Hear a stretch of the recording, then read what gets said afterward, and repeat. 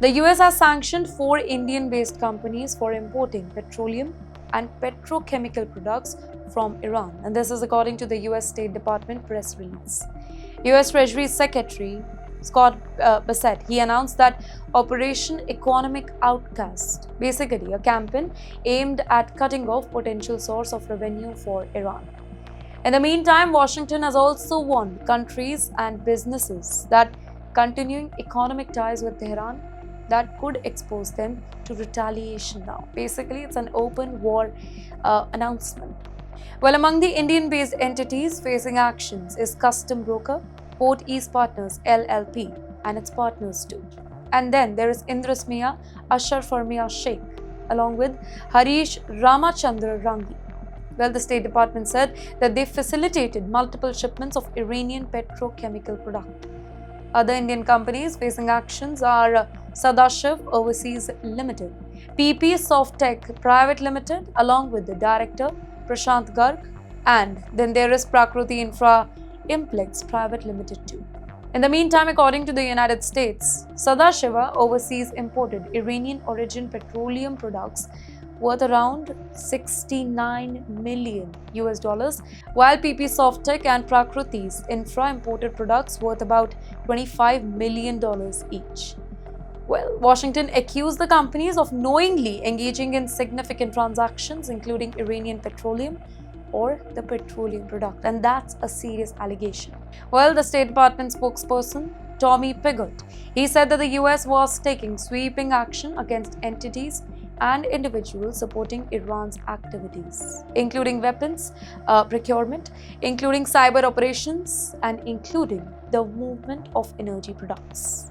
Well, for Indian businesses, this is an important warning. The US sanction regime, it can extend beyond American companies, businesses in other countries. It could also face consequences if Washington believes that they are helping Iran generate revenue, which will ultimately be used against the US. Well, now from sanctions on Indian companies, we move to a military development that could put American aircraft thousands of miles from China's border under a lot of pressure. According to a report by Bloomberg, China has deployed Advanced Hypersonic Glide Vehicle or HGVs capable of launching air-to-air missile against high-value US military aircraft from thousands of miles away. Now these weapons, they are designed to threaten support aircraft such as aerial tanker, early warning planes and flying command post that normally operates far away from the main battlefield. You know the idea. It is important because these aircrafts are not usually sitting on the front line. No, they stay farther away, supporting fighter jets with fuel, surveillance, communication, and maybe command too. But if even these aircrafts can be targeted from very, very long distances, then the entire calculation of American military operation, that could completely change.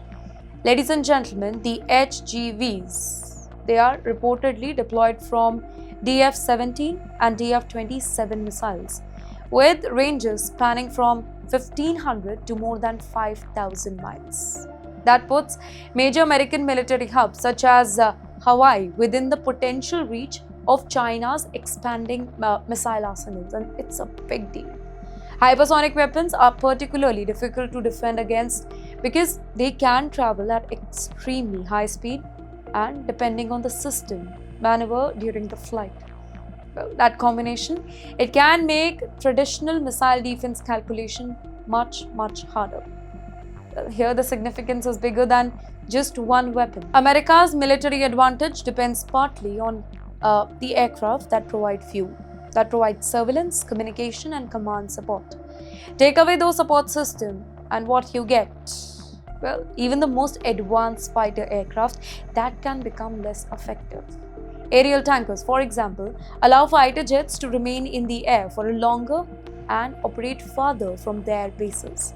Early warning aircraft, they provide commanders with information about what is happening, and that way across a huge area. Then comes flying command post. That helps coordinate operations. So, ladies and gentlemen, the threat to these aircraft, it is really a threat to the wider military network. Now, here, China's strategy is increasingly focused on keeping American forces farther away from its own territory and making the US military operations more difficult, more expensive. This is specifically significant in Indo-Pacific, by the way, where distances they are enormous and American forces rely heavily on bases, aircraft carrier, tankers, and regional support facilities. Now, if China can create a larger threat zone around its territory, the US command, they may have to rethink where aircrafts can safely operate and how close they can move towards a potential conflict zone.